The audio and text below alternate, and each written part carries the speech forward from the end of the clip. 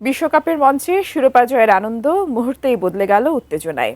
ফাইনালের শেষ বাঁশি বাজার পর স্পেন ও আর্জেন্টিনার কয়েকজন ফুটবলার জড়িয়ে পড়েন তর্ক বিতর্ক ও ধাক্কাধাক্কিতে। মাঠে তৈরি হয় বিশৃঙ্খল পরিস্থিতি। তবে কী কারণে দুই চিরপ্রতিদ্বন্দ্বী দলের খেলোয়াড়দের মধ্যে এমন উত্তেজনা ছড়ালো, সেই ঘটনার বিস্তারিত জানাচ্ছেন এসআই রাজ। বিশ্বকাপ ফাইনালের শেষ বাঁশি, একদিকে শিরোপা জয়ের উচ্ছ্বাস, অন্যদিকে হতাশার ভার। স্পেনের খেলোয়াড়দের জন্য মুহূর্তটি হওয়ার কথা ছিল শুধুই উদযাপনের, কিন্তু কয়েক মিনিটের মধ্যেই সেই উৎসবের আবহ বদলে যায় উত্তেজনায়। যুক্তরাষ্ট্রের মেট লাইফ স্টেডিয়ামে ট্রফি জয়ের আনন্দের মাঝেই স্পেন ও আর্জেন্টিনার কয়েকজন ফুটবলার জড়িয়ে পড়েন বাকবিতণ্ডায়। এরপর পরিস্থিতি গড়ায় ধাক্কাধাক্কিতে।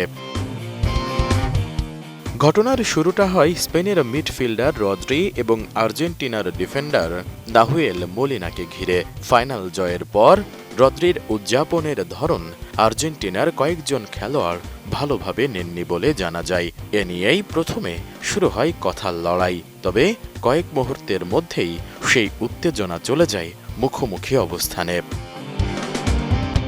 আমি বুঝি নির্মাণের শিল্প, সালাম স্টিল বোঝে ডিউরেবিলিটি। সালাম স্টিল, মোস্ট ডিউরেবল স্টিল। পরিস্থিতি নিয়ন্ত্রণে আনতে এগিয়ে আসেন স্পেনের ডিফেন্ডার এরিক গার্সিয়া।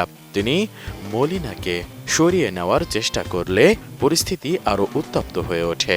এ সময় আর্জেন্টিনার মিডফিল্ডার লিয়াদ্রো পারেদেস সেখানে এসে গার্সিয়ার সঙ্গে উত্তপ্ত বাক্য বিনিময়ে জড়িয়ে পড়েন।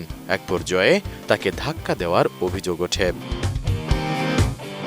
এরপর ঘটনাস্থলে জড়ো হতে থাকেন দুই দলের আরও কয়েকজন খেলোয়াড়। সতীর্থদের সঙ্গে এমন আচরণ দেখে স্পেনের তরুণ তারকা গাভি এগিয়ে আসেন। গাভি ও পারেদেসের মধ্যে শুরু হয় পাল্টাপাল্টি ধাক্কাধাক্কি। মুহূর্তের মধ্যেই উত্তেজনা ছড়িয়ে পড়ে পুরো এলাকায়। পরিস্থিতি আরও জটিল হয় যখন আর্জেন্টিনার থিয়াগো আলমাদা গাভিকে জড়িয়ে ধরে মাটিতে ফেলে দেন। অভিযোগ ওঠে, পরে উঠে দাঁড়ানোর পরও গাভির সঙ্গে ফের উত্তপ্ত আচরণ করেন পারেদেস। এতে দুই দলের খেলোয়াড়দের মধ্যে উত্তেজনা চরমে পৌঁছায়। তবে বড় ধরনের সংঘর্ষের আগেই পরিস্থিতি সামাল দিতে এগিয়ে আসেন দুই দলের কোচিং স্টাফ, কর্মকর্তা ও সিনিয়র খেলোয়াড়রা। স্পেনের স্ট্রাইকার বোরহা ইগলেসিয়াস সহ বেশ কয়েকজন ফুটবলার দুই পক্ষকে আলাদা করার চেষ্টা করেন। শেষ পর্যন্ত তাদের হস্তক্ষেপেই নিয়ন্ত্রণে আসে পরিস্থিতি। ঘটনার ভিডিও এরই মধ্যে ছড়িয়ে পড়েছে সামাজিক যোগাযোগ মাধ্যমে। বিশ্বকাপ ফাইনালের মতো বড় মঞ্চে এমন দৃশ্য নিয়ে শুরু হয়েছে ব্যাপক আলোচনা।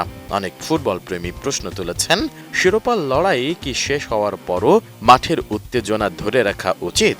তবে এখন পর্যন্ত আয়োজক কর্তৃপক্ষ বা সংশ্লিষ্ট ফুটবল সংস্থার পক্ষ থেকে কোনো খেলোয়াড়ের বিরুদ্ধে শাস্তিমূলক সিদ্ধান্তের ঘোষণা আসেনি।